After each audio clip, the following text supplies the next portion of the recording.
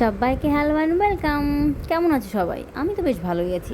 আর আজ ছিল আমার বরের ছুটি, তাই আমার বর এনেছিল একটু মাটন, আর বরেরই রেসিপি আজকে তোমাদেরকে শেয়ার করব। তো আমার বর করছে মাটনটাকে ম্যারিনেট করার জন্য দিয়ে দিল লঙ্কা গুঁড়ো, তার সঙ্গে দিল তেল, আর তার সঙ্গে ছিল কিছু মশলার পেস্ট, কাজু, আরও কিছু মশলার পেস্ট ছিল। এবার দিয়ে দিচ্ছ টক দইটা দিয়ে ভালো করে মাখিয়ে, আর আমার সঙ্গে দেখাচ্ছিল যে তোমার জন্য এই পিসটা। তো তারপরে আমরা সোজাসুজি চলে গেলাম রান্নাঘরে গিয়ে এখন বরমশাই করছে আলু ভাজা।